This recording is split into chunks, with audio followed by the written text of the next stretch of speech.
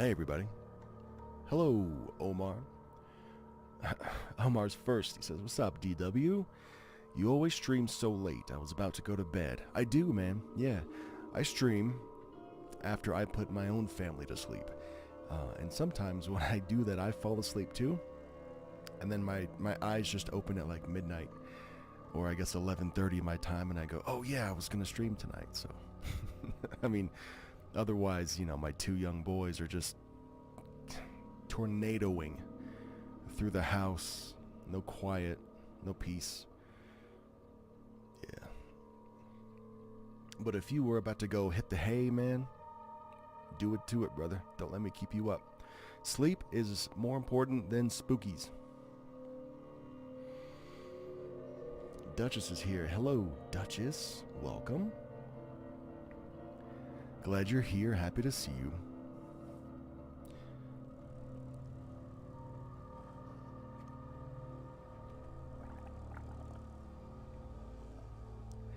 This video is going to be a little different. I'm not just reading, a collection of first-person glitch in the Matrix encounters. These are actually three, world-famous events. So they're not. It's going to be less narration and more like reporting. You know what I mean?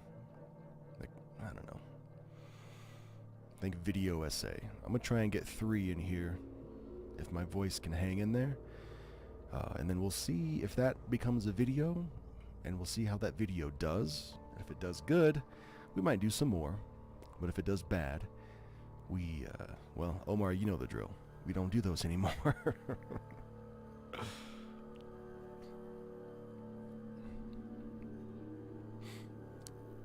This is all one big old fat experiment.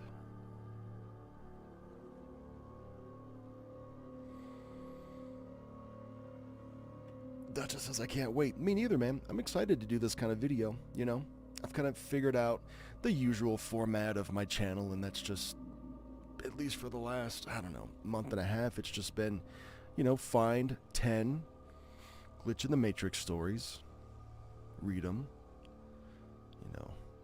expand people's dimensions by letting them know that Legos can fall from the ceiling, and that you can watch the moon load if you catch it just right, and letting people know that there's a time slip on the San Mateo Bridge.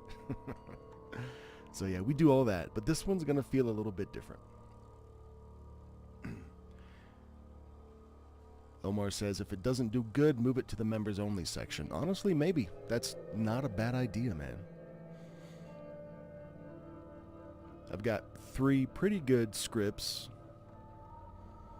We're going to be talking about Lamp Guy, which I am fucking super excited for. Lamp Guy's kind of popping off right now. I rediscovered him on TikTok. I read that story, not on the channel, but Lamp Guy's weird, man, because if you don't know the story about Lamp Guy, he's this fella who got into an accident and then fell into a coma, right?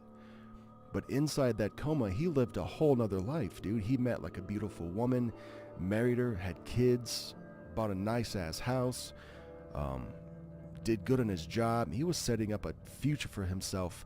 And then he's sitting in his living room one day, and he's noticing the lamp, in the living room, and he's like, something's weird with this lamp. And then he kind of fixates on it, and then for some reason that triggers him. That lets him know that none of this is real. His wife, his kids, his house, his job. He's dreaming. And he's just now realizing this. So that brings him out of his coma.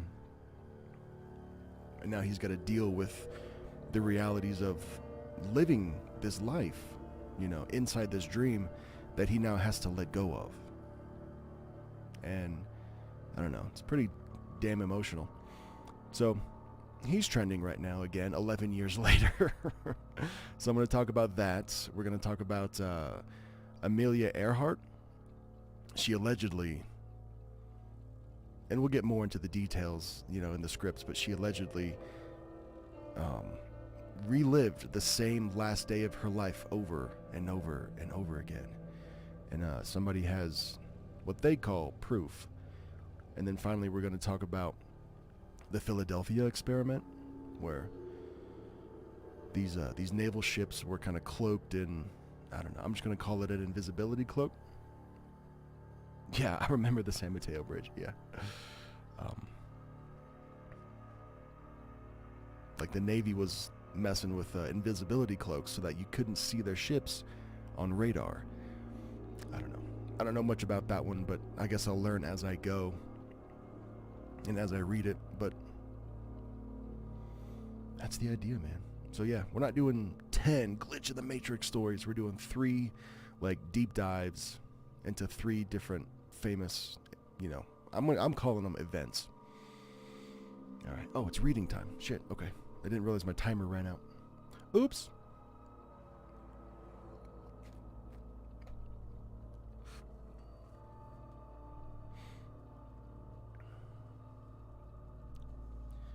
Well, the first one's called Lamp Guy. Shoot, I didn't even queue up my recording software. I am a professional.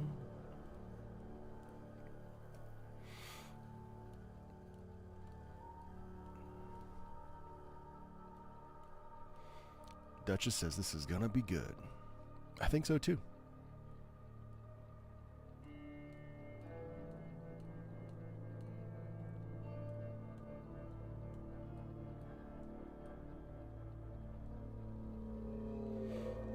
And I've formulated my system because I've been doing the narration stuff for over 2 years now. So I've got systems in place, from how I find the stories, even down to what I call the audio files in my recording software. So now that's gonna be different, you know what I mean? So I don't know, I feel like I'm in new waters here, but it's fun.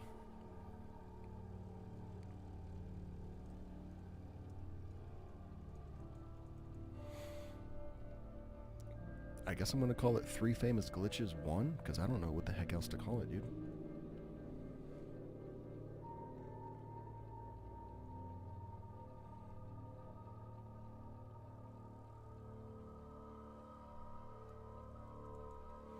Just setting up my audio stuff real quick.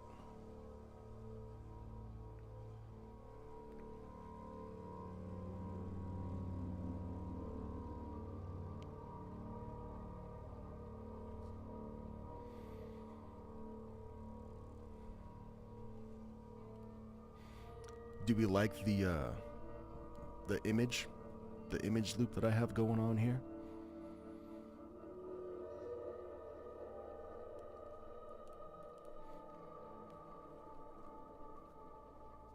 It's got a Silent Hill vibe. Well, it's not a vibe. It's actually Silent Hill.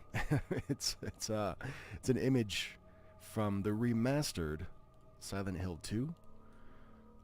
And I've got an app on my phone that lets me like swap out the sky. So I made the sky cloudy and gave it some motion. I added some snow effects to the loop.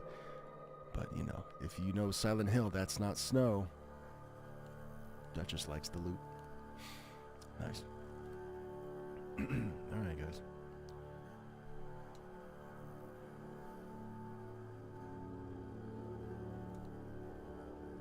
Are we there? Are we there?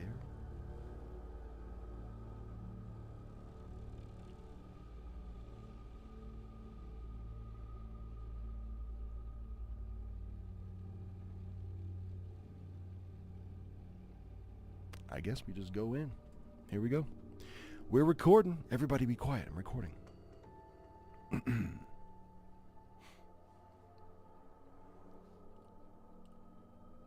Or even Alan Wake. Yeah. So I've told this story approximately 5,000 times, but I bought late last year. I think it might have been an early Christmas present for myself last year. I bought a PlayStation 5 just for 2 reasons. Just so I could, you know, buy the Silent Hill 2 remake when it finally comes out, and then so I can buy Wolverine. And when those 2 games come out, the channel's taking a break, okay? I'm just kidding.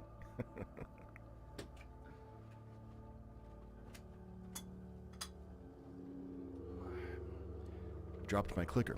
So yeah, I bought a PS5 just for those 2 games, but in the meantime I bought Alan Wake the remake as well. So I'm playing that. That's kind of like if Silent Hill was written by Stephen King. That's kind of like the elevator pitch for Alan Wake. And that's pretty accurate.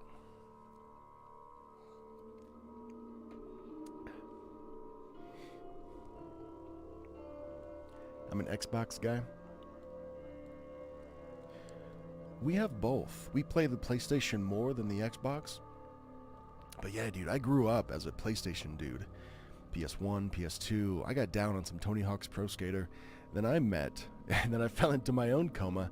Met my own girlfriend. She was an Xbox girl, so I kind of converted for a little bit. But now we have both, dude. We have like, I guess what you would call adult money from time to time, and we get to do both. All right.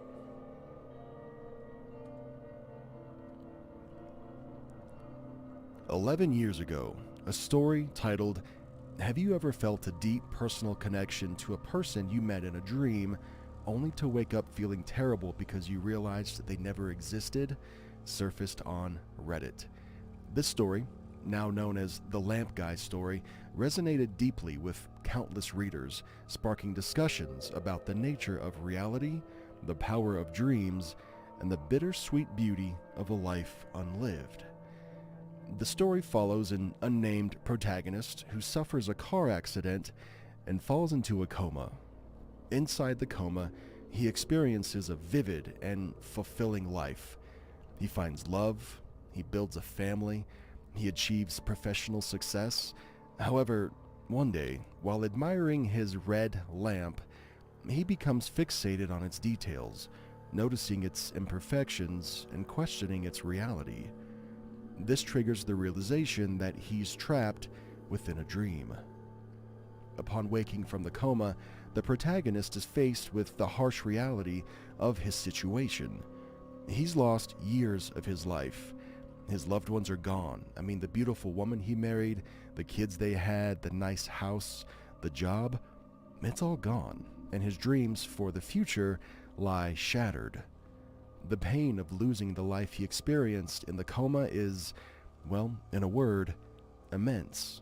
It leaves him with a profound sense of loss and longing. Here's what makes the story so good. Lamp Guy.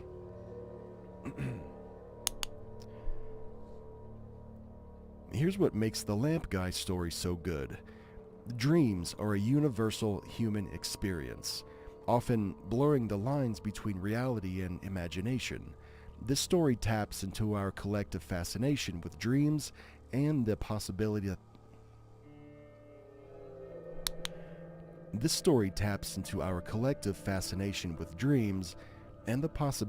they... What the fuck? I'm getting all mushy. Mush mouth.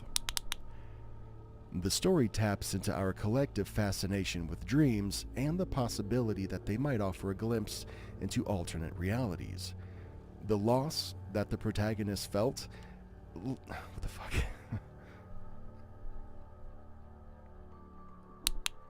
There's also the loss. The protagonist's loss of his dream life mirrors the universal fear of missed opportunities and unrealized potential.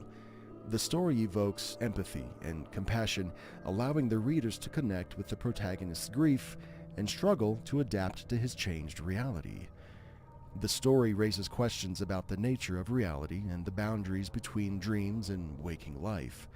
It prompts us to consider the subjective nature of our experiences and the possibility that our perception of reality might be limited. And despite its tragic elements, the story ultimately celebrates the power of human connection.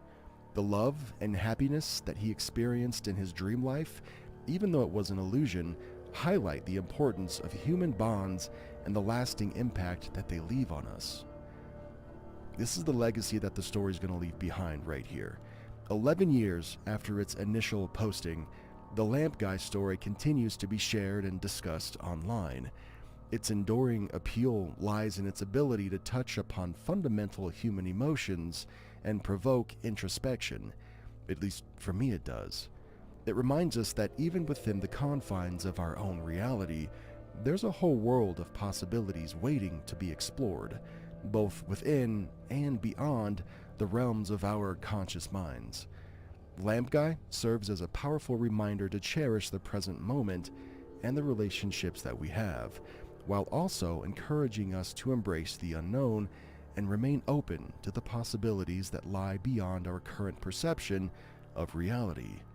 It's a story about love, loss, and the enduring power of the human spirit, reminding us that even the most fleeting moments can leave an indelible mark on our souls. Reminding us that even the most fleeting moments can leave an indelible mark on our souls.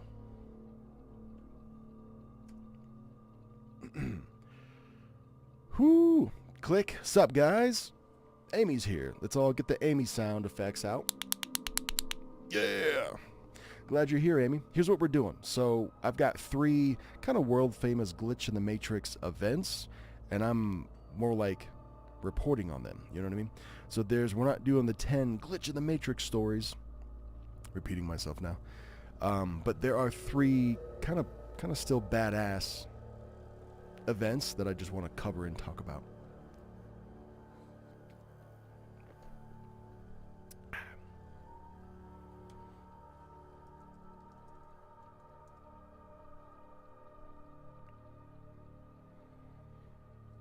And I hope the video does good, man, honestly.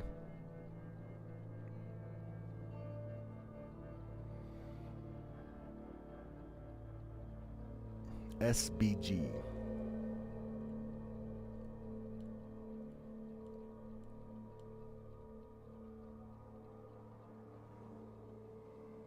I don't know what SBG means. Jensen, what the fuck? Uh-oh. Mr. Gamer's coming in with a Jensen raid. Don't do this to me. Hey, lady. Yeah, busy is good. All right. What's our next event here?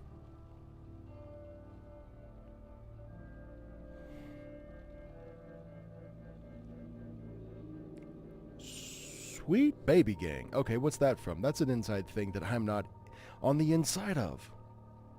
Uh-oh. Shit. Aaron the 3D man. Jensen raid. Here it comes.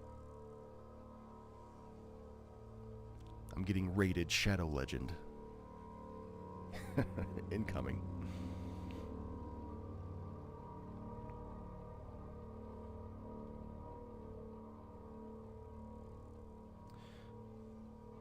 So I'm covering Glitch in the Matrix events. And up next, we're going to be talking about Amelia Earhart. Lady came with the Jensen raid too. Horror on the Rocks says raid. Or Original Genzen? Who's that guy? I know. Yeah, everyone liked the stream, babies. Thanks for the raid, dude.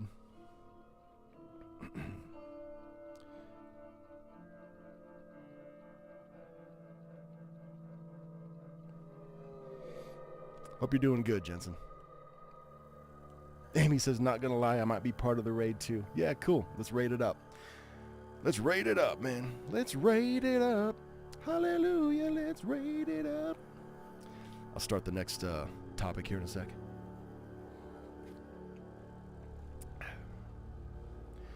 All right, here we go.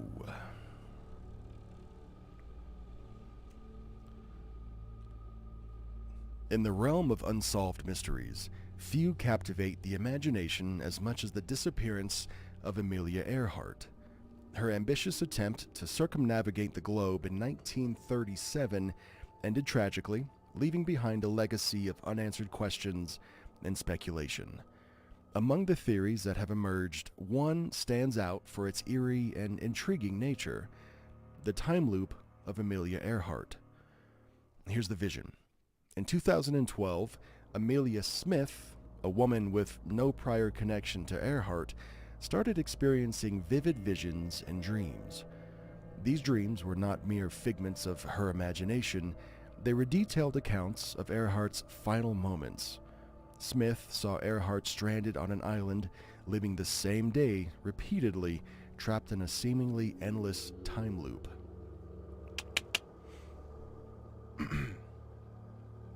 Gotta take a breath, dude.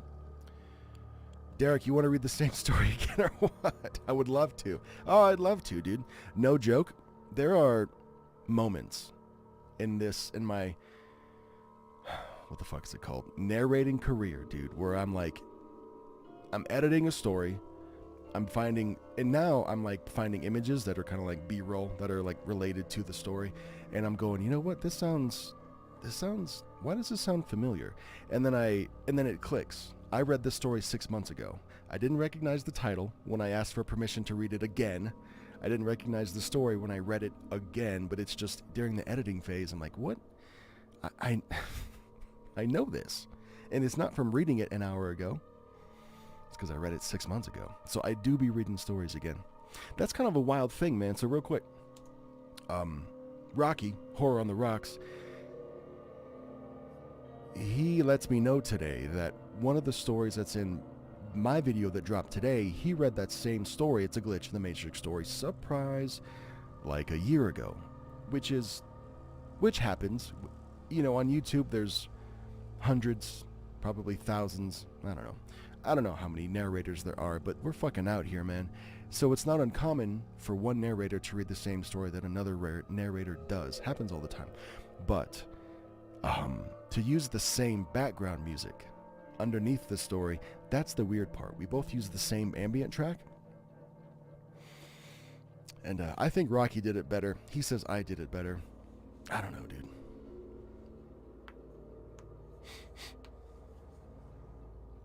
Yeah, that is a great sinking feeling and hoping that nobody else notices. Hey, dude, you just got to remind yourself that not every single person listens to every single one of your videos, unless your name is Omar, then you do. And you comment when I make mistakes and leave in editing flops. Thank you, Omar. So, yeah, which is fine, which is cool, because you can put, 4 episodes out in a row, and then your 5th episode is just a compilation of the previous 4. It's fine, the people that catch on to that, we're not hiding anything from you. We're not hoping you don't notice, but, we are very aware, I am at least, that YouTube is going to show those 4 videos to a certain kind of audience, and then YouTube's going to show that 5th longer compilation, marathon, whatever you want to call it, video to a different audience. So, it's cool. No sweat, babies. Mr. Gamer says, this is the first time I've heard of your channel. I like that you have a sense of humor. Me too, man. That's one of my favorite things about me. I don't think it's a good sense of humor, but I do have one. You're right on that. Was Leslie telling you that she already heard the story? Yeah. She's gotten me before, dude. But you know what? Just lady between me and you, and don't tell anyone. I'm convinced that that is one of us. There's no way that Leslie Lawson is a real person and does that as consistently as she does.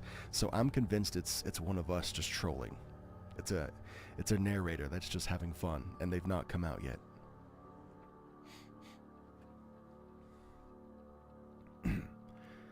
Have you ever seen Horror on the Rocks and Derek in the same room at the same time? Yeah, I have.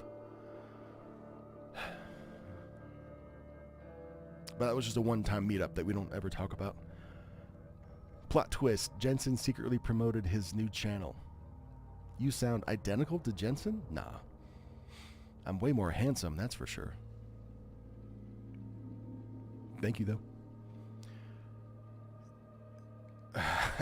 I've listened to enough Jensen lives and watched enough of his videos that when I hear his voice, even for a half a second, I know it's him, and there's no denying. His voice is even in my own video intro. It's cuckoo bananas, man. So here's what's up. He made an intro for me with some sound design, and I don't know. If you were in his stream, I think last night, he pulled it up real quick. Anyways, so he sends me the first rough cut of the intro that he makes for me, and it's got my main protagonist, the character, he's falling through the sky, and he goes, oh shit, and obviously that's Jensen, because I know his voice. So I text him, and I'm like, yo, is that your voice, dude? And that was cool. So I have Jensen's voice in my video intro. And I don't know if anybody else does, so I feel pretty special.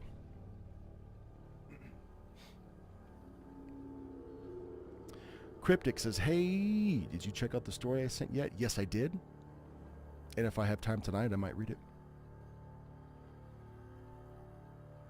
Leslie is booze. I'm 86% sure. Amy, you and I are in the exact same ballpark, dude. And I've even confronted Booze himself, and I asked him point blank, are you Leslie Lawson? I said, are you the law, son? And he goes, no, he's not. But that's just what a troll would say.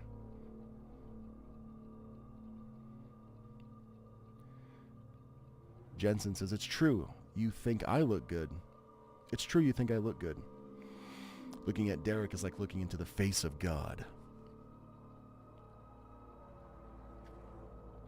I don't know, man. My mom says I'm handsome. Can I finish reading this story? Where did we leave off? Got it. Smith's initial reaction was disbelief, but the recurring nature and vividness of the dreams compelled her to share them. Her story initially was met with skepticism, but it gained... Does that sentence make sense? Let me do that again.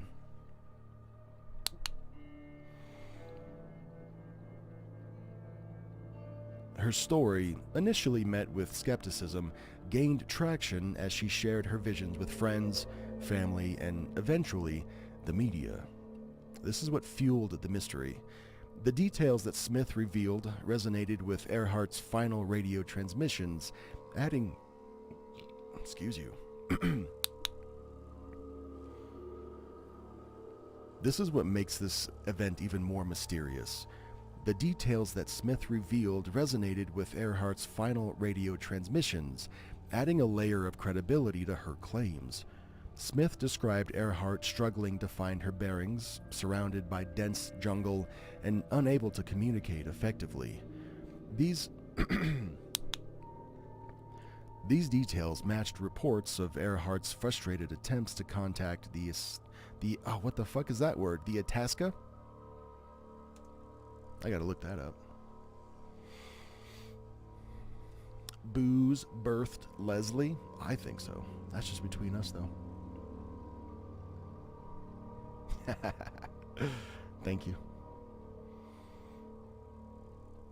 Alrighty then. You guys are awesome. Alright. Itasca. I gotta figure out how to pronounce that word. If you're in the chat and you know how to pronounce the word Itasca, Earhart's frustrated attempts to contact the Itasca, her support ship, before disappearing. Okay.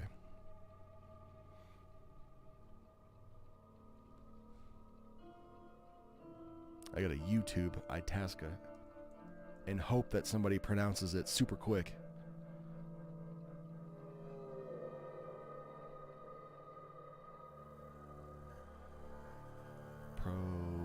Itasca, I'm probably saying it right.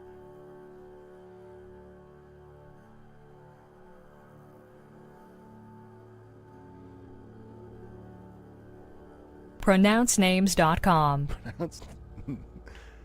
Itasca? Itasca.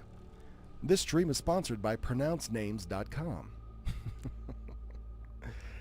When you don't know how to pronounce shit.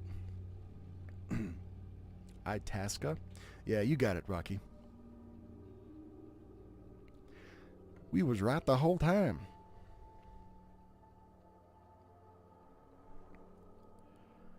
These details matched reports of Earhart's frustrated attempts to contact the Itasca, which was her support ship, before disappearing entirely. Furthermore, Smith's visions went beyond mere visuals. She claimed to feel Earhart's emotions and experience her fear and frustration and her desperation. This emotional connection added a poignant dimension to the story, making it difficult to dismiss as mere imagination. This is where the scientific and the paranormal sides divide right here. Smith's story ignited a debate among scientists and paranormal enthusiasts. Some dismissed it as a psychological phenomenon, attributing it to stress, grief, or even an overactive imagination. And this explanation, while plausible, failed to account for the specific details and emotional nuances present in Smith's visions. Others embraced the supernatural, suggesting that Others embraced the supernatural, suggesting that Smith possessed psychic abilities, allowing her to tap into Earhart's consciousness across time and space. This theory, though intriguing, lacked scientific backing and remained unprovable. Smith's story sparked renewed interest in Earhart's disappearance. The possibility of her being trapped in a time loop, while fantastical, offered a unique perspective on the case. It challenged conventional explanations and forced us to consider the possibility of phenomena beyond our current understanding. Take a little break. Sponsored by Grammarly. DeQuester is here. He says, Dirk. Thanks, buddy.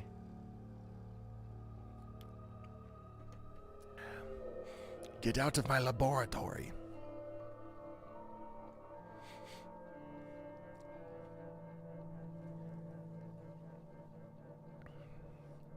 Where did I leave off at?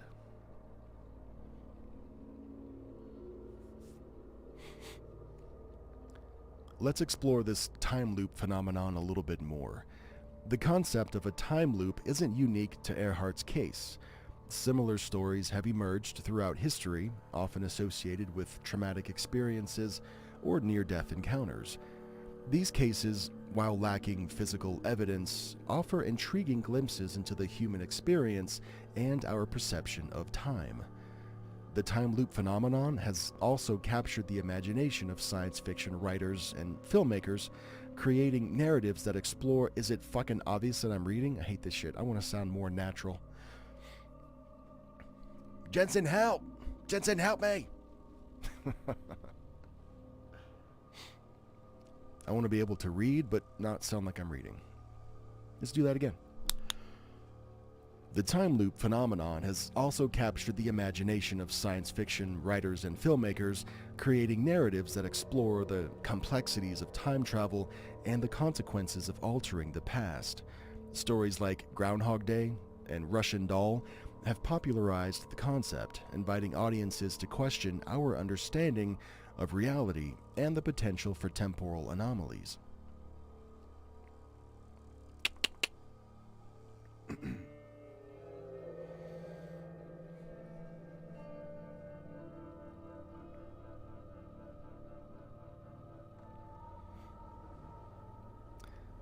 Shit. I want to be the Brugli of Glitch in the Matrix. From the top, Derek. Thanks, Rocky. Let me just start over. Everything I've recorded so far is trash.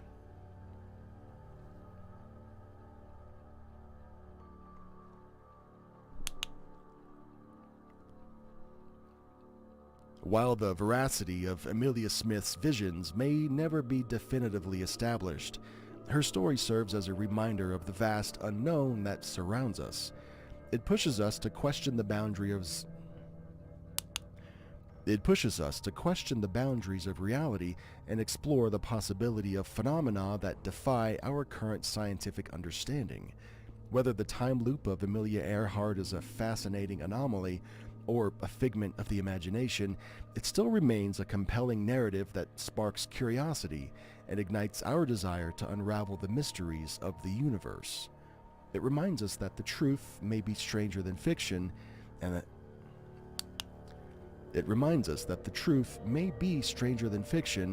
that even the most extraordinary stories may hold a grain of possibility. This story, like many others that challenge our perception of reality, serves as a testament to the enduring human fascination with the unknown.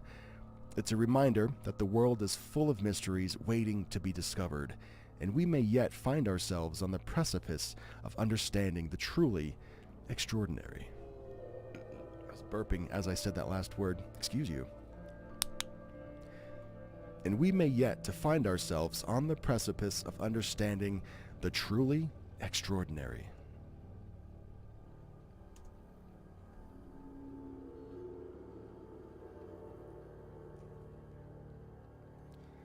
That was a good draft. Fuck it, we'll do it live. Amy's calling out my clicks. Thank you. Every click Derek does, he's speaking his native tongue. Yeah.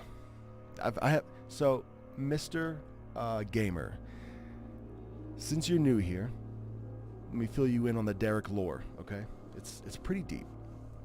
No, I'm kidding. What the clicker does is it's, as I'm recording the audio of anything, whether it's stories or events like this or whatever, and I make a mistake, I just pop a little clicker sound in my WAV file because I can see those from a mile away.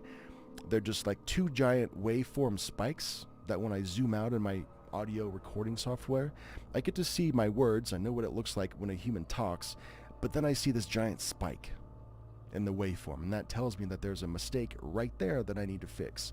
So it just cuts down my editing time by like 1,000%, that's all. So what sucks is that you have to listen to it live. So thanks for being here with that.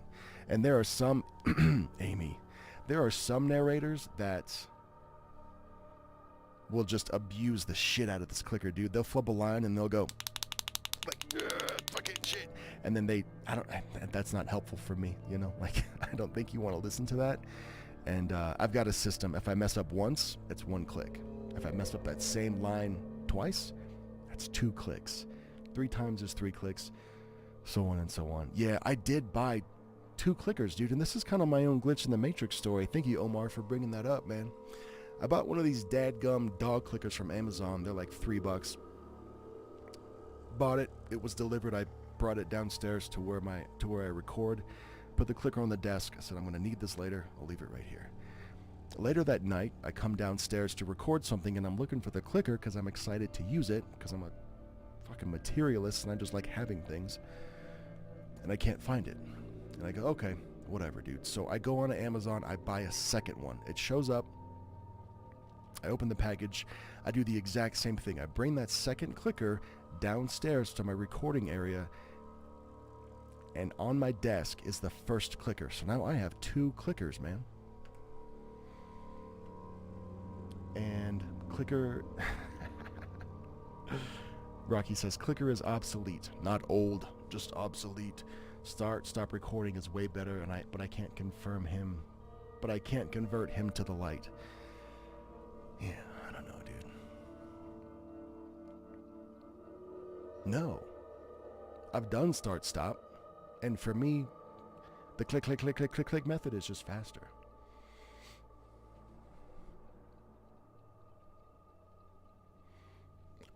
Lady says I get a row of red with me screaming in the background. Yeah. Omar says you should read your own clicker glitch in the Matrix. Why didn't I do that? Duh. A better horror story would be missing the clicker. Yeah, that's true. Would be missing the clicker. Cryptic says I have to manually edit every wrong word or sentence to be like he looked behind him. He sees a very dark. Yeah, try it out, man. The free version is just clicking your tongue into the microphone really loud, like this.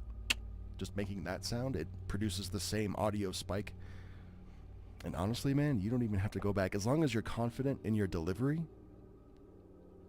and you have like the self-awareness to know what you sound like without having to go back and listen to it, you don't even have to listen to your shit, man. You just go back, look for the audio spikes, fix those, export.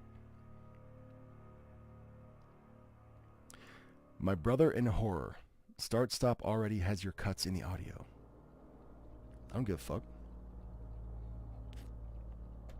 I do not give a fuck. Trying to remember how I did start stop. I need to transmogrify my brain to about a year ago when I think I was doing that. I guess. You know what, dude? It's the same thing, except it's just, instead of visually looking for the audio spike, you're just visually looking for the cut. Which, I guess is identical, right? I mean, the end result's the same. And you get to save $3. And you get to save $6 on buying 2 dog clickers.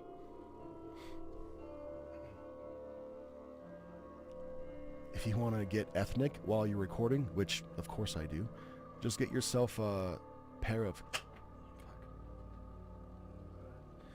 Just get yourself a pair of castanets. I will do that, Dexter. Thanks, man.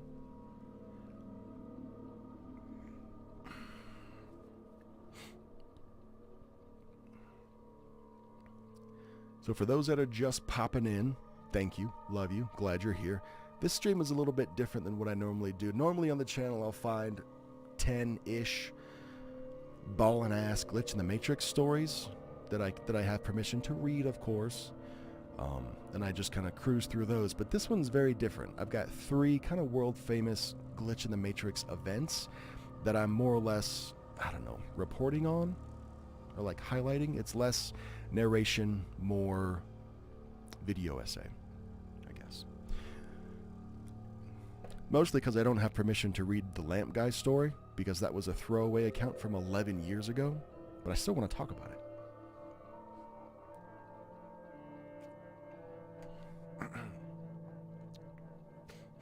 Okay. I got one more. Let's do it.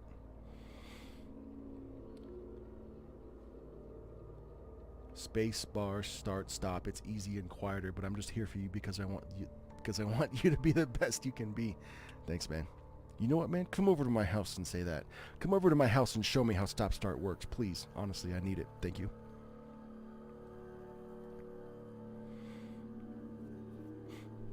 So the last event is going to be the Philadelphia experiment.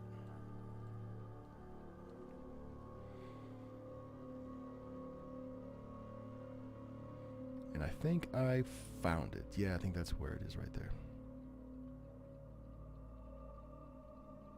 Here we go. The Philadelphia experiment, shrouded in secrecy and speculation, has captured the imagination for decades. While the U.S. Navy denies any involvement, of course, the legend persists, fueled by eyewitness accounts, conflicting reports, and the inherent intrigue of the story itself. The official story maintains that in October of 1990... 1990? Oh, I'll come to your house and praise you so hard. I'm gonna praise you even harder now. The official story maintains that in October of 1943, during World War II, the USS Eldridge, which is a destroyer escort, underwent degaussing procedures at the Philadelphia Naval Shipyard. This process reduced the ship's magnetic signature, making it less susceptible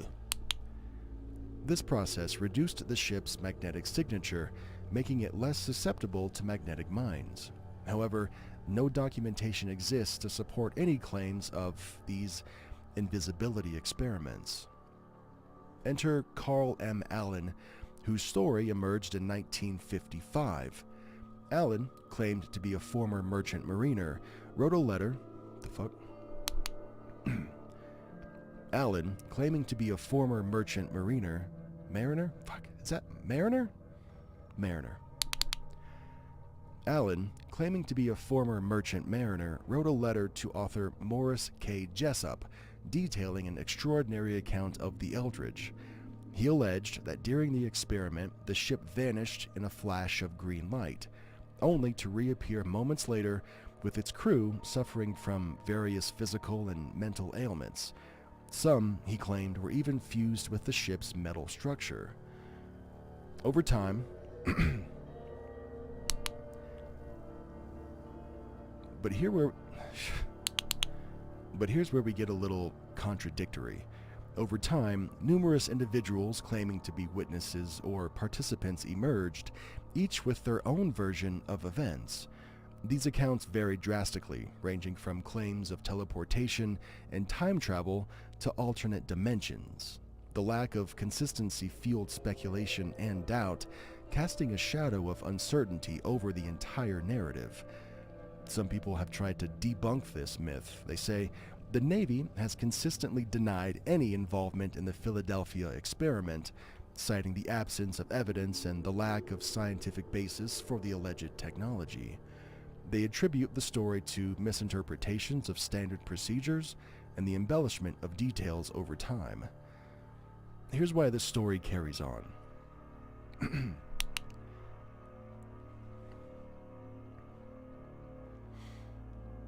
Dexter says, my method is to be as horribly inconsistent as possible with which method I use, and then create myself an editing nightmare. Yo, I can't imagine using 3 different tricks, you know? Like, do you... say you've got like a 20-minute story, and then a third of it is just dog clicker mess-ups, a third of it is start-stops, and then the last third of it is no editing at all. You just have to go back and listen to it because there are no visual cues for you to go back on and look at. Fuck, I would hate myself. It does keep you on your toes, though. Hey, Duchess, welcome back.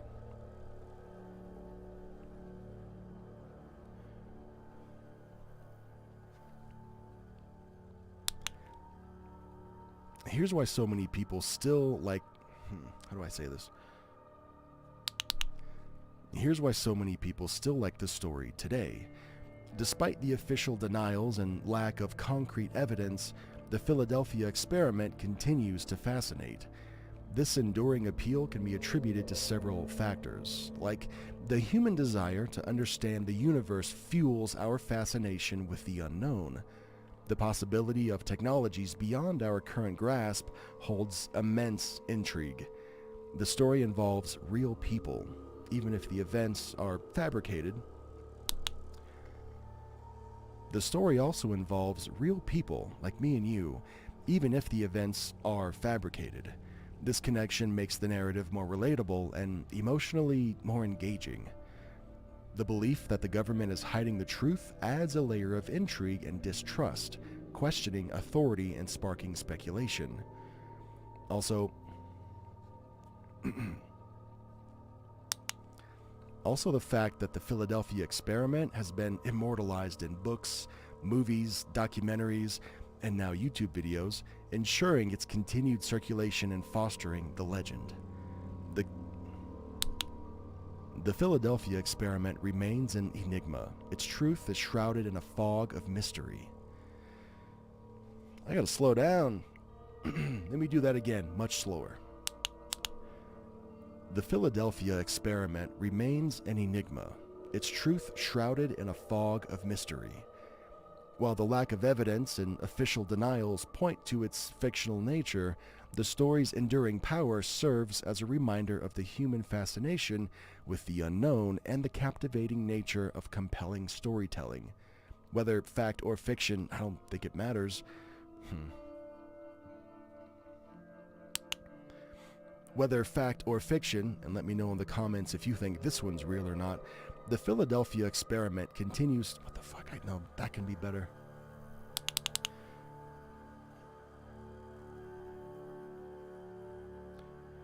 Whether fact or fiction, and let me know in the comments which one you think this story is, the Philadelphia experiment continues to spark curiosity and inspire imagination, reminding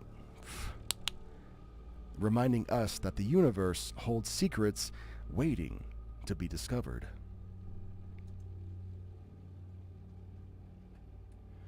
I'm heading to the Shadow Realm. Have a good night and believe in the heart of the cards. See ya, buddy. See ya, nerd. Love you.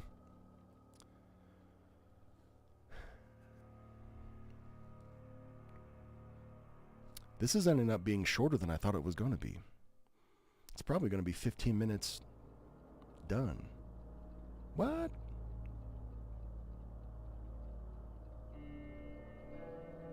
You could always use that method that the king in the King's Speech where he just fucking swears a bunch.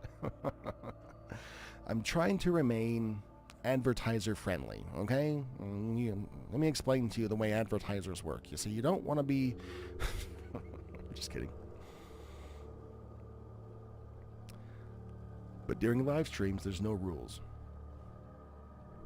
We will swear and stutter and... You nerd! I thought you left. I'm sorry. Sorry. I apologize for my name calling. I thought you were gone. Have a good night, man. Your new art looks cool, and I'm not kidding. Put it on a sticker, and I will buy it immediately.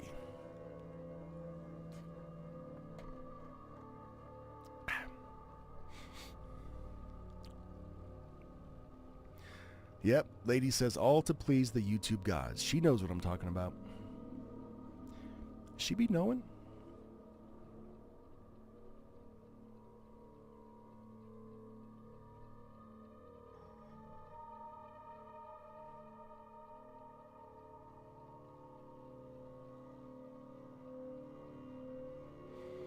I get partially demonetized when I swear. For real? That's wild. I have one channel... I'm sorry. I have one video on my channel that's got limited monetization, and it's a dark web video.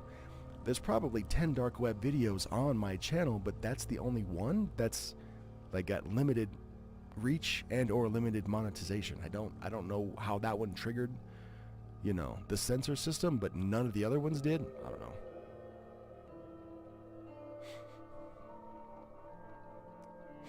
It's up now just for me. Oh, dope. Cool. Well, let me go cop one, man. That means purchase.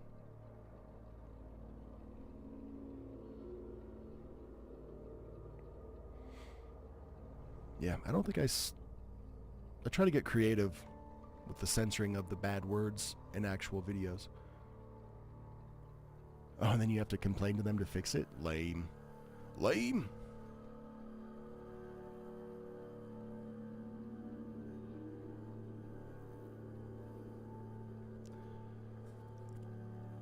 Dudes, so here's what's up, man. I'm gonna pop the headphones on. I'm gonna edit what I have so far. We're gonna see. Oh, you know what I can do? I can read a story. Cryptic Tales, I'm pretty sure. He's in the chat, or was earlier. He sent me, Cryptic Tales. He sent me a story for me to read to put on his channel. Omar says, I've been fighting to stay awake. I only had 2 hours of sleep. Shit, dude. Have a good stream. I'll catch the rest of the upload. Good night, all. All right, buddy. Yep, take care of yourself. I told you sleep is more important than being spooky. So go take care of yourself. Lady, I'll see you in a minute. So Cryptic Tale sent me a story to read for his channel. I'm going to pull that up and just knock that out real quick.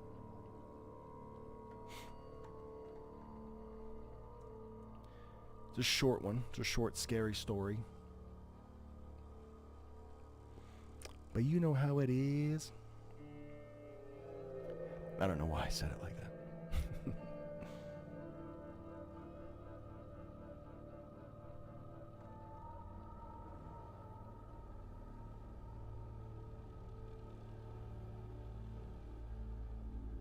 Ooh, yeah, Shadow Man experience. All right, dudes.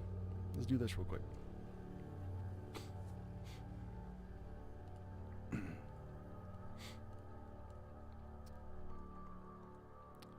Dexter says, oh, by the way, my daughter started a YouTube channel where she narrates her own stories. Hell yeah. Her first video got 190 views. Wow. And over 8 hours of watch time in the first 2 days. Dude, that's nuts. I'm happy for your daughter, man. That's cool. If you want to share, I don't know if I have links blocked in the chat. I guess there's one way to find out. But try and paste a link in the chat if you want to share. I'll go take a listen and be cool about it.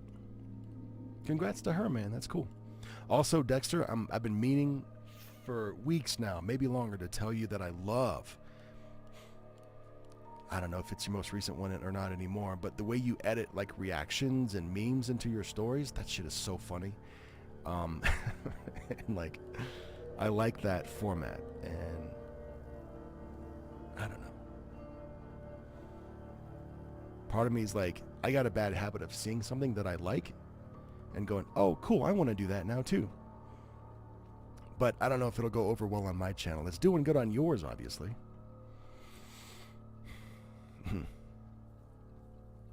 Let's just do one experiment at a time. Okay. My voice is My voice is going, starting to go. I think I'm fucking starting to sound like you know who. Let me read this story. Alright, so check this out. It was a couple of years ago, and it was around Christmas time. My grandma, two of my little cousins, my sister, my older cousin, and myself all went to one of our family members' Christmas party in a town that was close to our town.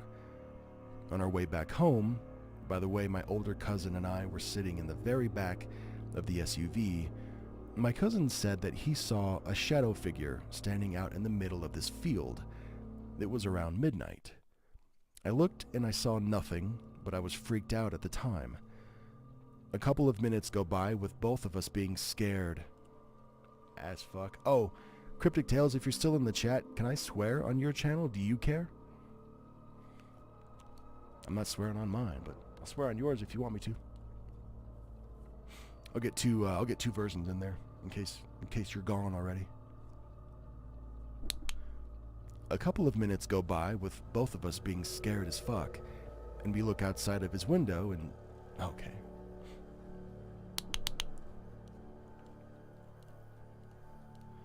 A couple of minutes go by with both of us being scared AF, and we look outside of his window and standing 10 to 15 feet away from the side of the highway, and I live in Kansas by the way, we see a tall, black, faceless figure facing us. Nothing after that happens until we get home and I say, let's draw what we saw.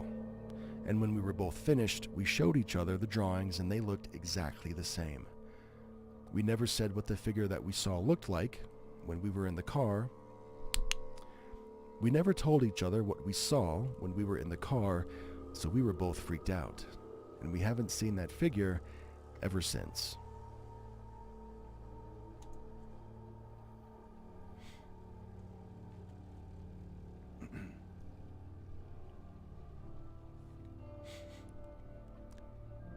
Text arguments are the worst. Honestly, I don't remember. It was like the first one you dropped after a long time, dude. And I don't, keep up to date with everybody as much as I'd like to, so I don't know if you've done any more since then.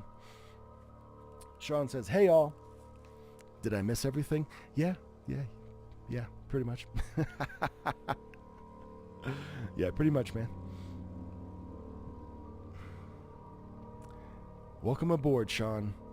Ladies, Uber Eats guy delivered food to the wrong house. He should have taken a left at the second kangaroo.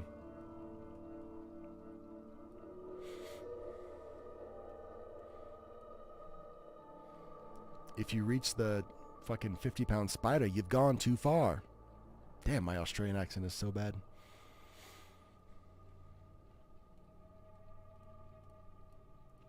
So, Sean, here's what you missed, man. This was not like a typical, 10 glitch in the Matrix narrations. I found 3 kind of world famous, weird conspiracy glitchy events, and I'm more so just kind of reporting on those. I haven't dropped anything but my shorts since then. Good for you, baby. Good for you. But we're going to go into chill mode. So he might have been scared of the magpie nest. We're going to go into chill mode. While I edit, I'm going to leave the chat up. I'm going to stay online with you right here in case you just want to hang out, listen to the music, say anything, ask anything. Sean says, I'm terrible. Every night I go to bed, I pray for something better. Every day, however, I wake up, still a cop.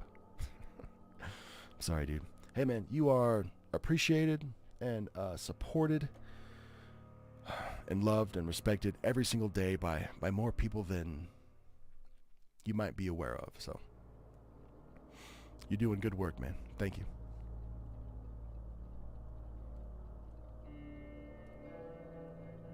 I kid. I'm fine. Good. Dexter's going to drop another 40-minute story on Monday. Is it going to be similar to the last one where there's like memes and shit edited in there? Because that was so entertaining. I love that. Again, it makes me want to try it on my channel, but I don't know. Editing.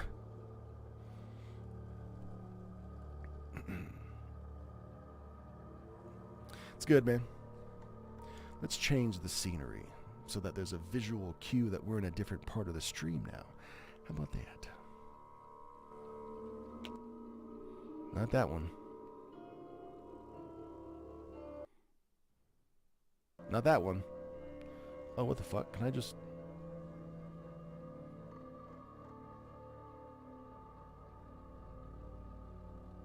Yeah, we'll do that. Bada boom. Alright, so here's what's up for the next, I don't know, 5-10 minutes. I'm just going to edit what I have so far, see how long it is, see if I want to add or take away anything. Ask me questions in the chat. Whatever.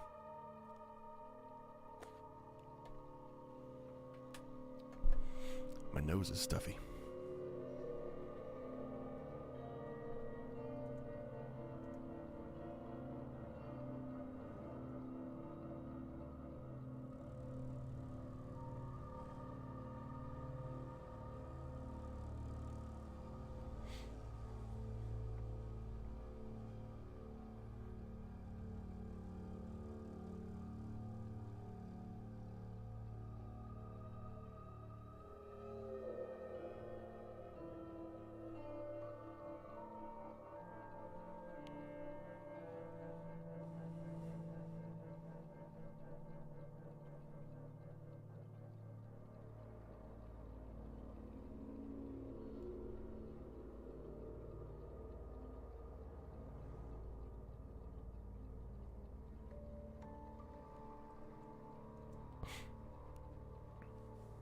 I don't know if you know the Seven Spires universe, lots of them on Ronnie's channel, but I'm doing a story from that author, J.M.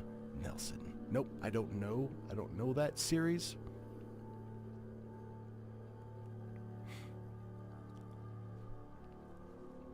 And I don't know what a Ronnie is.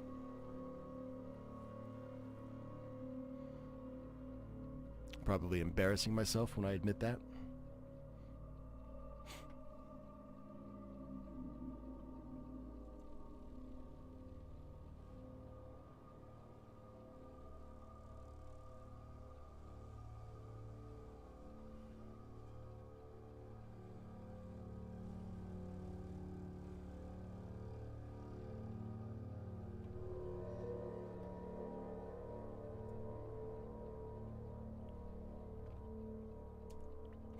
I forgot to record the intro.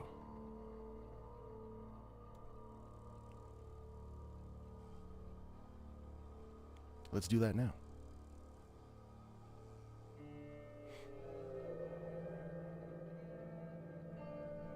Sean is so freaking humble. I hate it. Stop that, Sean. He says, I appreciate that. Just a job, though. No different than what you do, most likely.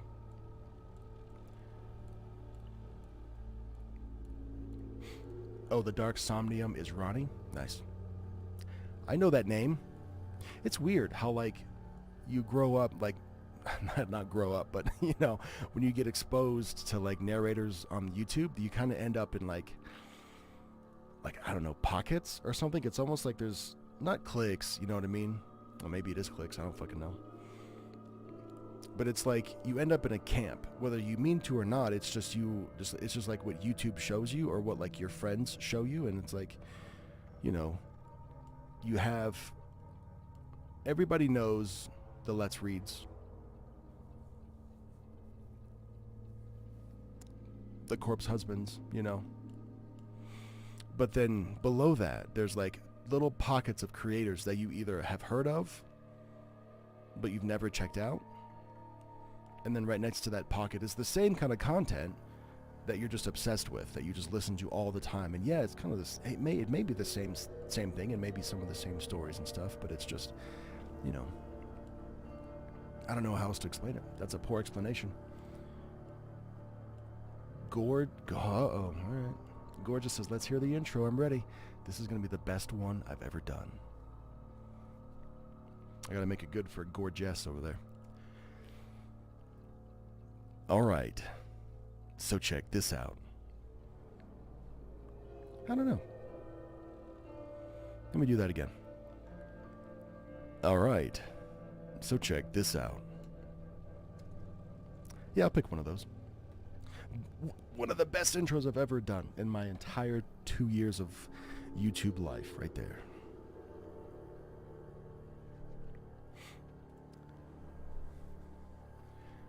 Gorgeous, hello, welcome to the chat. Glad you're here. We're in chill mode. I don't know if you've been lurking or if you just popped on, but this is the part of the stream where all the recording's done. I'm editing, and I'm just hanging out with you in the chat while I do that.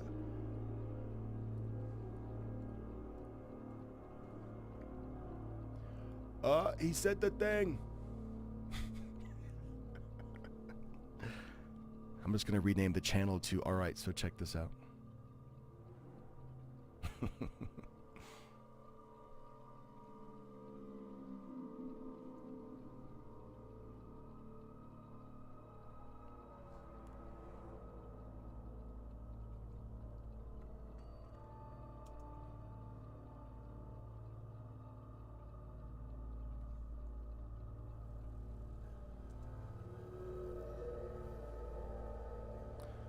And when I go quiet, it's just because I'm like focused on the task at hand. But I'll be jumping in the chat, man. Don't you worry. Don't you worry. You got questions, I got answers. It's cool. Ronnie is somewhere in the middle with 750 Kish subs. It's a Kish sub, dude.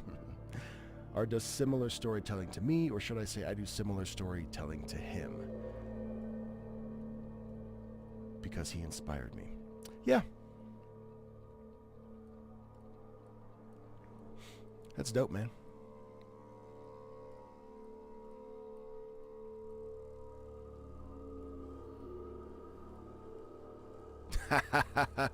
Cool, that was pretty dope. Sean's gifted 5 memberships. I don't honestly know how that works, but it's super duper dope. Kevin's now a member, so I think I get kind of the gist, right? So somebody basically donates enough money to allow somebody else to become a channel member for a month. So that's gonna look like 7 is a member for a month, Kevin's a member, Original Jensen's a member, weird. Jaya, and whoever, like, I think they get randomly picked, right? As long as you've been active in the chat before, you stand to win a membership. Jada is a member. Ro is a member. Hell yeah, dude. Sean is always so damn giving. I hate it. Thanks, Sean. No, Dexter, I was just fucking around. I know what 750K means. I was just being dumb.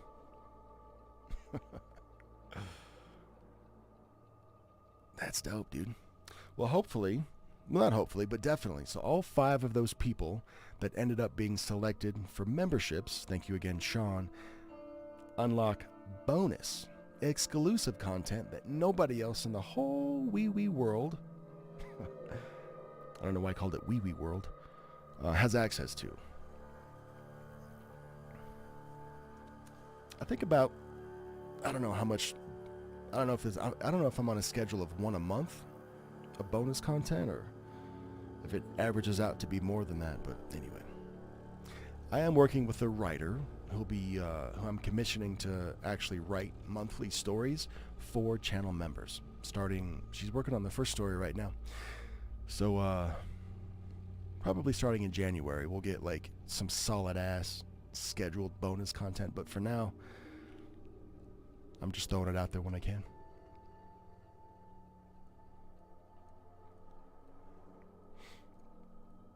Sean protects, serves, and gifts memberships. He's a true hero. That's true.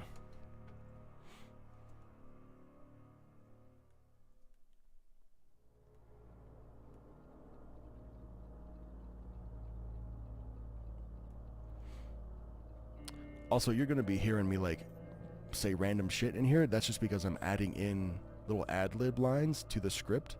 So, don't mind me. I'm just fucking working.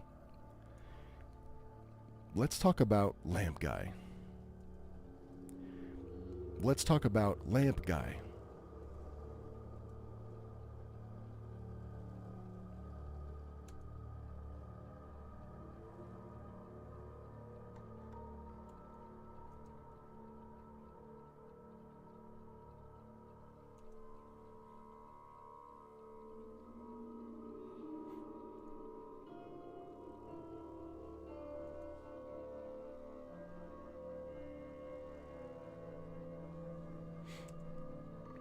Sean says, you're welcome all. Just wish YouTube would gift them to people presently in the chat. Nothing I can do about YouTube, though. Sorry. Yeah, that would be cool if they were, like, presently in the chat. You know what I mean? That way we could all celebrate and give high fives and be cool. But no, I think YouTube just randomly selects. I've been gifted weird-ass memberships for chats that I've never even been in, to be honest. I don't know how that works, but yeah, it's the luck of the draw on that one, dude.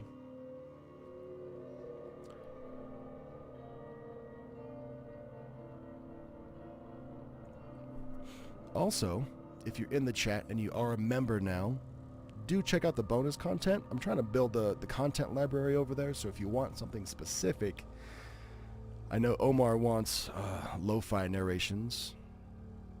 I'm doing it. I'm gonna do it. If you've been here since day one, you know what the heck that is. And maybe why I don't do it anymore, but yeah, man. But yeah, if you have been a member or are now a member and you want to see something fucking specific, like I want a story about this and this and this, or I want you to do this specific story that I read, I'll see if I can make it happen. Your wish is my GD command. Was I subscribed to them? No.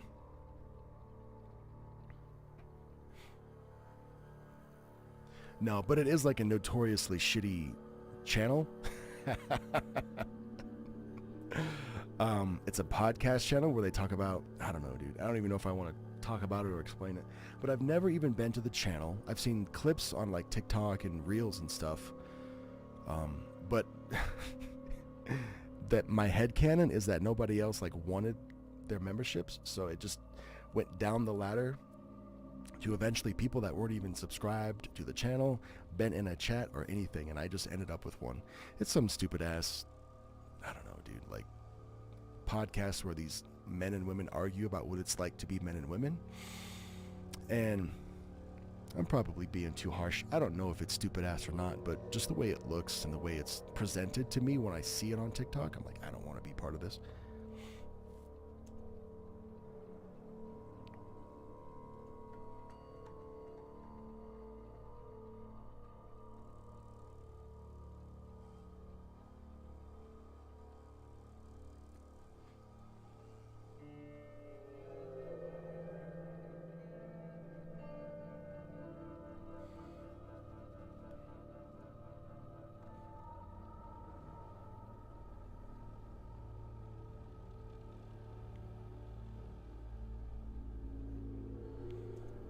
Editing story number 2 now. Humanity is overrated anymore for sure.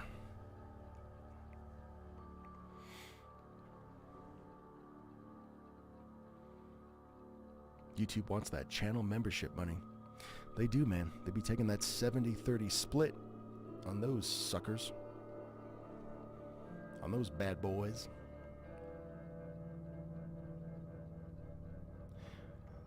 I just hope that whoever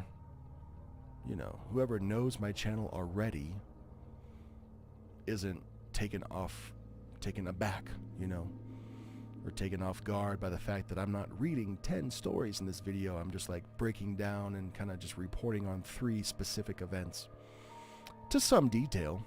I don't know. If you know the channel Thoughty2, he's like this British dude with like a cool ass smart accent. He talks about weird history, conspiracy theories. I'm just imagining this is like a little tiny mini version of that for now. Hey, Thoughty2 here. That's what he sounds like. It's cool. Asked you before, but I think you missed it. What was the most memorable story you've ever read? Yeah, I did. I read that, but I did not. My ADHD just fucked off with it. Most memorable story I've ever read. Okay, so it's a pizza delivery story. This dude, this is wild. Pizza delivery guy delivers a pizza to a dark neighborhood, right? He has to pee. He didn't pee before he left, I guess. Doesn't matter. But he's holding this shit in, right? Because he has to pee. He gets to the house. The whole street is dark. Nobody answers the door. So he goes back to his pizza car, calls the person who put in the order. She answers. She's like, I know, I'm almost home. I'm walking home. Please wait for me. I'll be right there. He's like, fuck, all right, fine. So he looks around. Now he really has to pee. He's like, I don't know. I can't hold it for this lady to come back. There's some bushes by her front door. The whole neighborhood's dark. I'm just going to go take a leak right there, dude. So he gets back out of his car, walks back up to the house, pulls his ting-ting out, and then just starts peeing, right? He actually starts peeing on a guy. A dude was hiding in the bushes. And it's dark out, right? It's 10 p.m.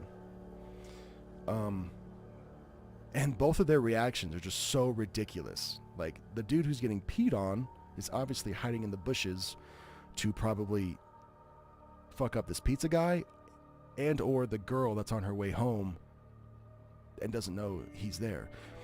But he ends up getting peed on. So he's pissed. He stands up, cusses at the dude, and he runs away. The pizza guy is like freaking out because he's like, you know, lady, you can relate. When you're peeing in when you're peeing in somebody's bushes, it sounds a certain way. But when he was peeing this time, it didn't sound the way it was supposed to. It sounded like he was peeing on like a pile of clothes is what he described. He's actually peeing on the guy. So he's like, oh, what the fuck? And now he's scared because this dude just jumped up out of the bushes. They're both scared, both taken aback. Dude finishes peeing. By now, the bad dude who was hiding in the bushes is long gone. But he left behind a duffel bag that had your usual suspects. Zip tie, knife, a hammer, probably some rope, probably some M&Ms too. So this dude stumbled upon an attempted kidnapping, and he thwarted, I fucking hate that word, he thwarted this kidnapper by literally peeing on him. So dude finally takes a grasp of the situation. He runs back to his car now for a third time, calls the cops, lets them know what's going on, and he's having this like not an inner monologue, but he's like trying to rationalize and process what just happened in real time to the police while he's on the phone. And that scene itself is just so funny.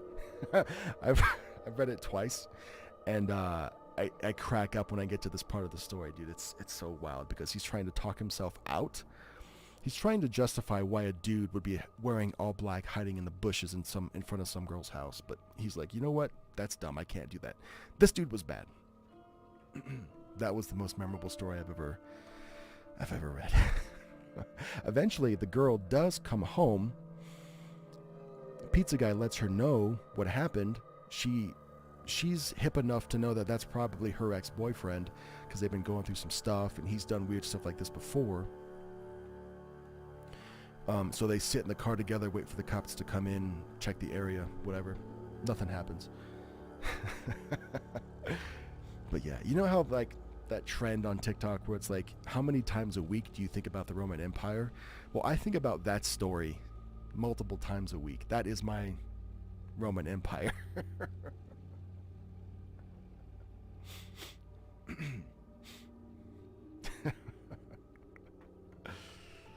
Thanks for asking again. Yeah, if you ask a question in the chat and I don't answer it, it's not because I'm ignoring it. I told you, I have ADHD. Sometimes you gotta ask me twice.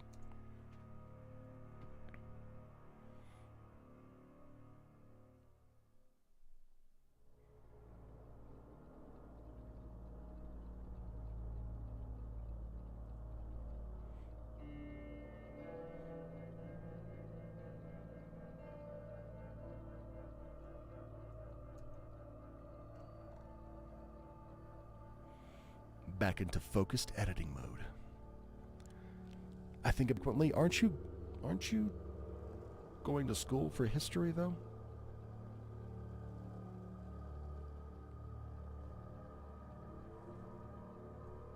I know the Roman Empire has been a frequent topic on your live streams before, at least they were a year ago. And that damn communal sponge.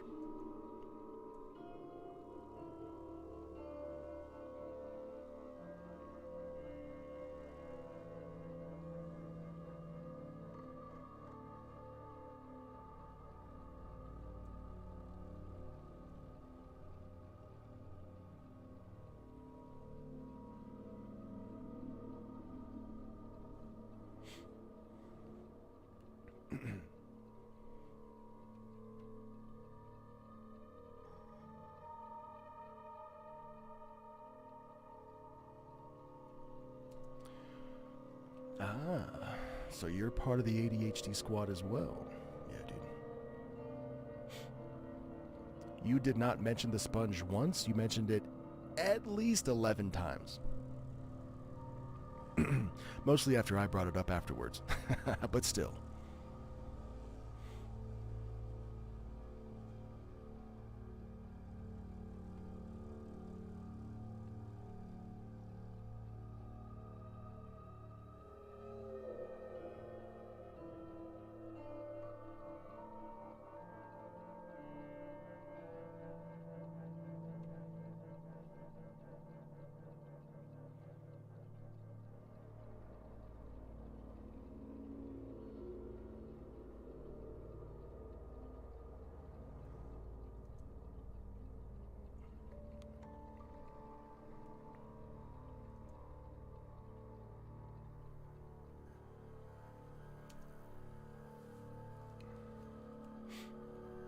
When I did the gameplay footage for you, the Rome game had the damn sponges too. Damn, that's fucked up. Y'all want to share a sponge? I'm about to lather up. Get it while it's good.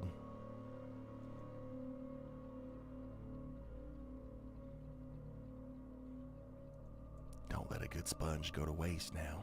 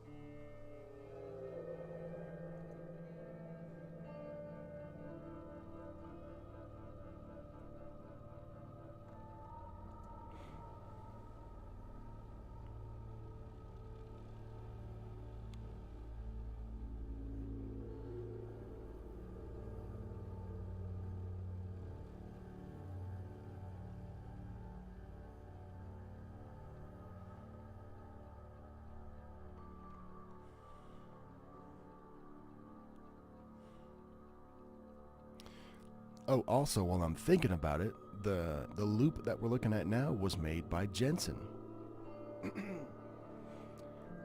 The original Jensen himself. Thanks, buddy.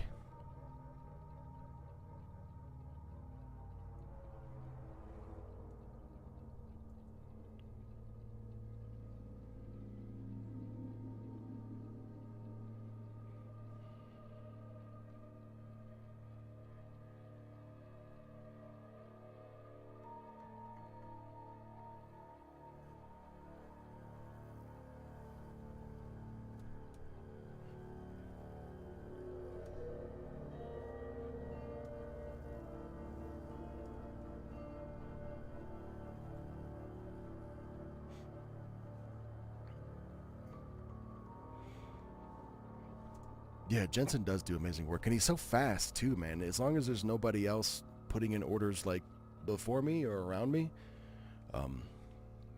couple days, man. I just kind of tell him what the heck I feel like, and he's like, yeah, I got you. And then 2.5 days later, it's either done or I get to see a rough cut. Mm-hmm.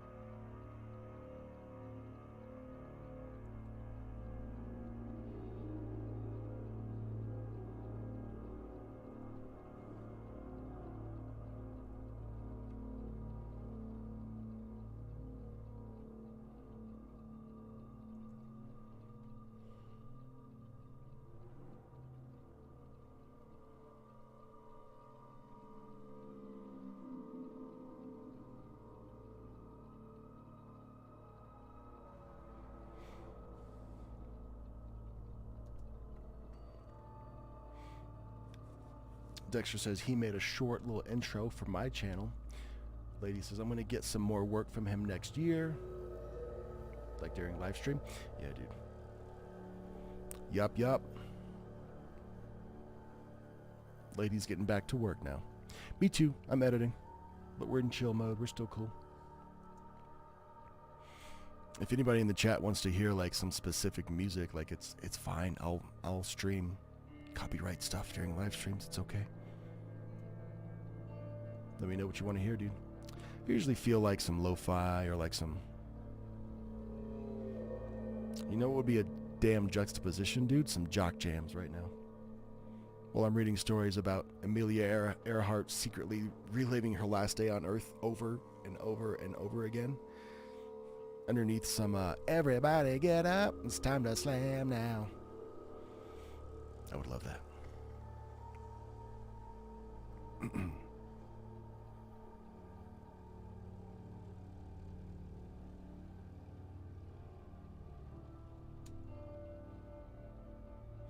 I think Gore Jess said that she loved 32 earlier. Yeah, she did. I love that channel, man.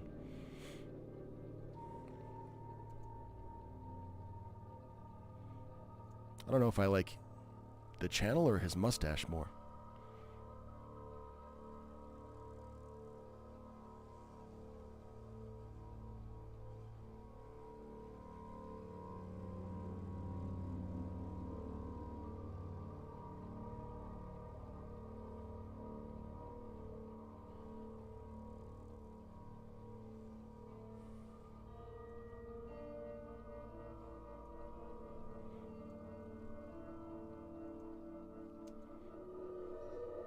What if I did that? Yeah, I can show you guys my screen while I'm editing. I don't mind.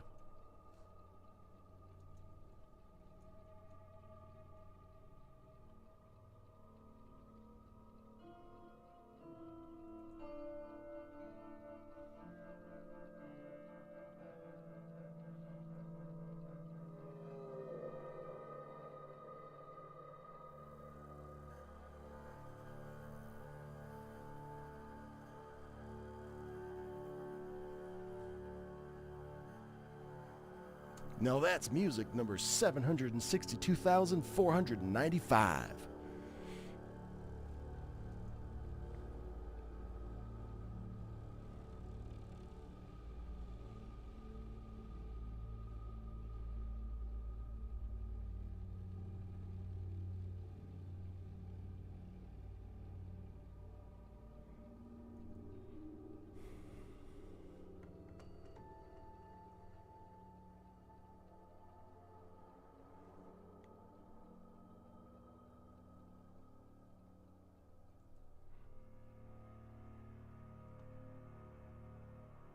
Now that's what I call music.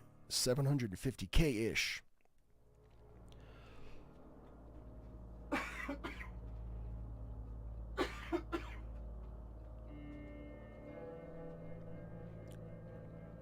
Almost died, but I'm okay.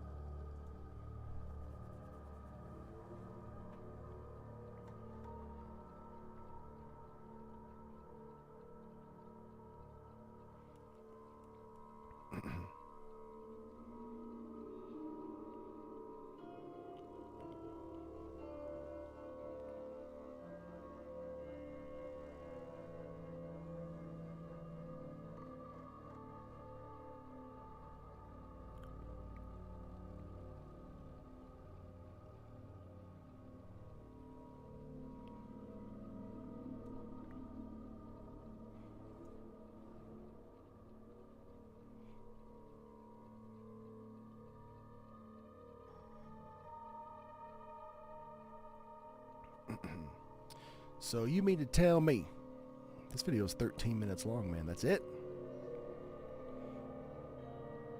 Is that it?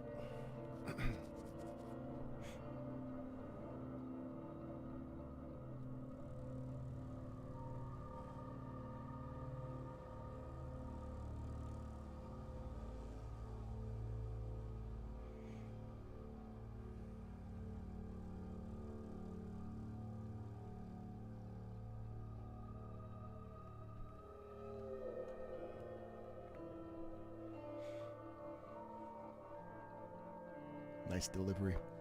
Thanks, DeQuester. In DeQuester's lab.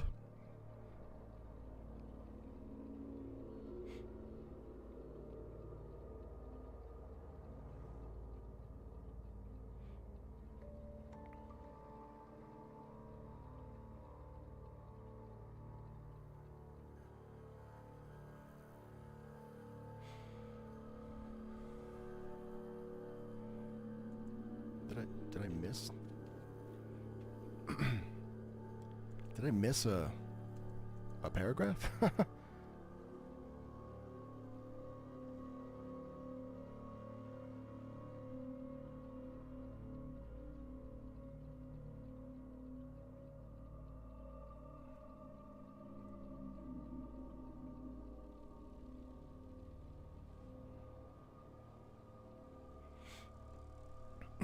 Alright, yeah, let me... I missed a paragraph, dude. I suck. Alright, let's get it in.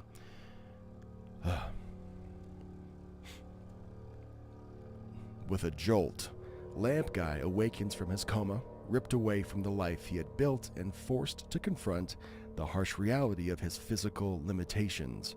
The world he knew is gone. It's been replaced by a changed landscape of loss and grief and reality.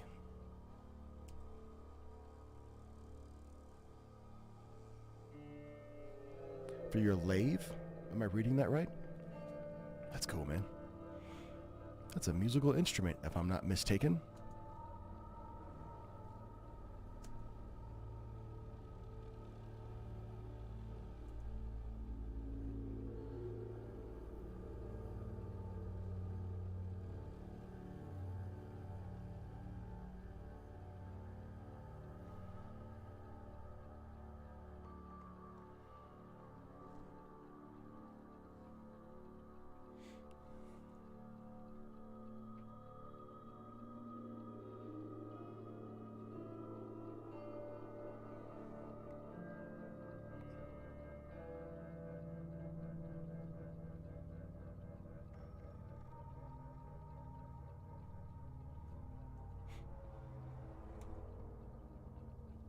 Immense.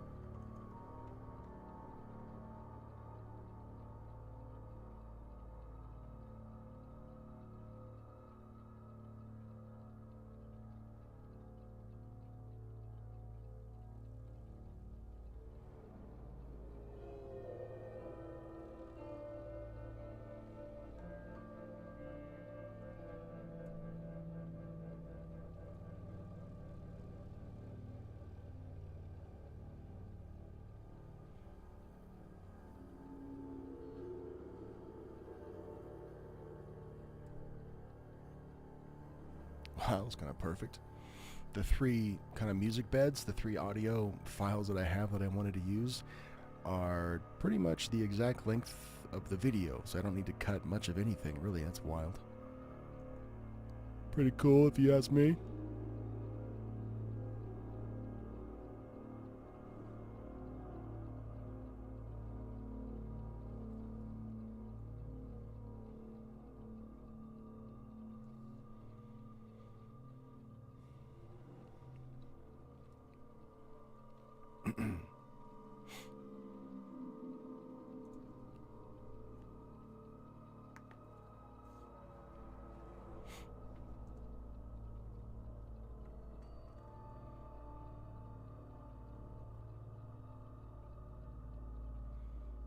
Yeah, okay, cool.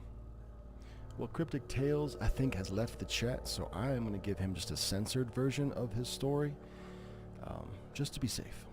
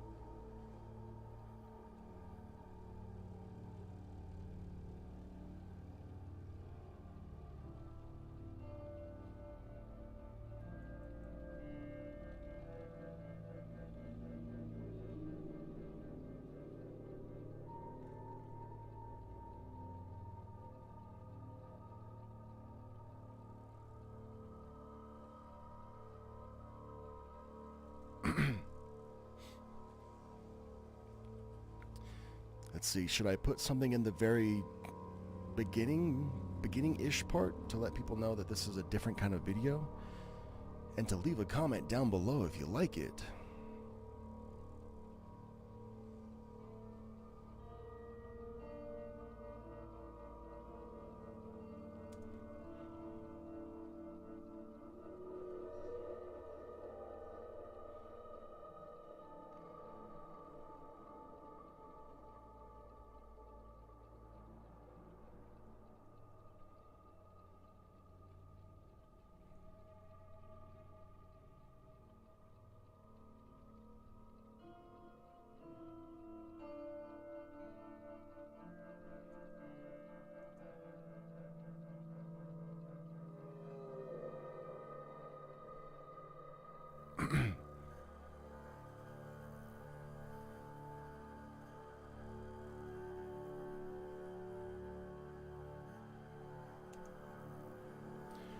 Tell them people to like it or things are getting weird. They're already weird, man. They're already so weird, dude. You guys better like and subscribe and share and comment and follow and join and comment again, or else. Yeah, it's late. I'm just I'm just entertaining myself right now. Gorgeous, you are in the zone. I am. Yeah, sorry, I'm not super active. This is kind of what chill mode is, dude. Like, maybe sometimes we'll put on some music. I can share my screen again. Yeah, sometimes we'll put on some music. You know, I know a lot of people are falling asleep at this point, or just have me on in the background while they're working on their lathes. That's cool.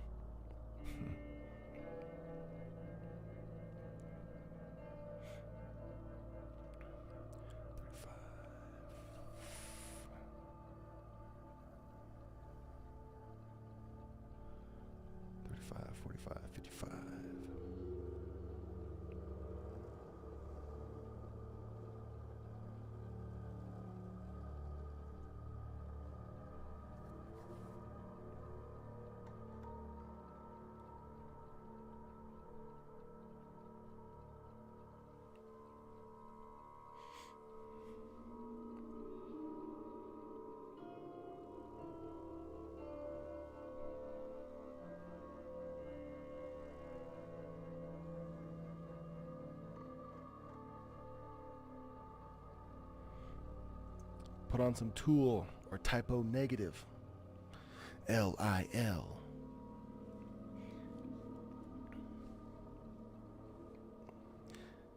Little 80 laugh.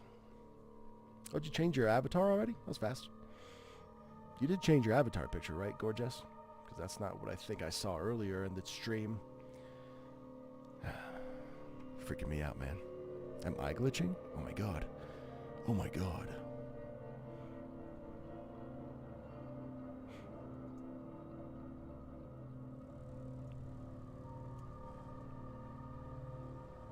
Yeah, you know, I don't think I will. I feel like Captain America when I said that. You know what? I don't think I will. Yeah, I won't. I'm not going to put anything in there that's like, this video's different. I just want people to find out. You did change? Cool. I thought so. I would be thinking so.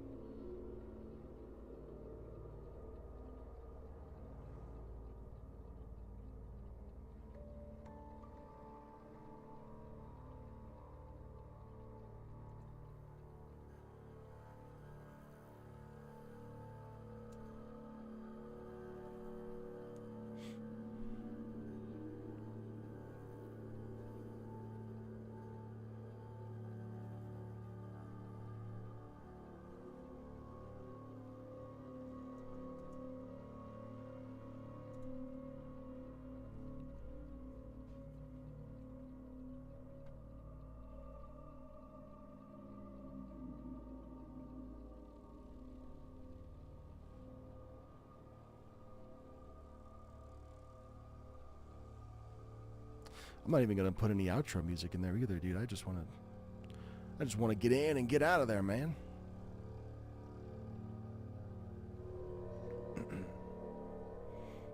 Damn, I'm kind of hesitant. Like, the editing's done. I edited the story for Cryptic Tales' channel too. I'm just kind of scared to hit export because I don't know. Like I said, I've never done one of these like just video essay style videos. I don't know. Fuck it, man. Only way to find out is just to do it. Only way to do it is to do it. Have you ever done it?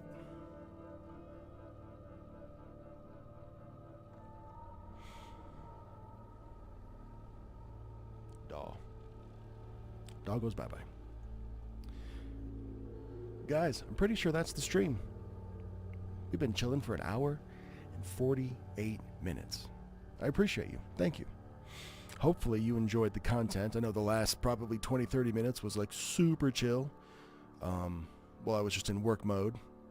Thank you for the few that asked some questions and just interacted as much as you did. And thanks to everybody for being here, dude. Honestly, Sean gifted a bunch of subs. Thanks, buddy. Hopefully they all like the bonus, exclusive, not available to anybody else content. Hopefully you stick around. Okay. Bye.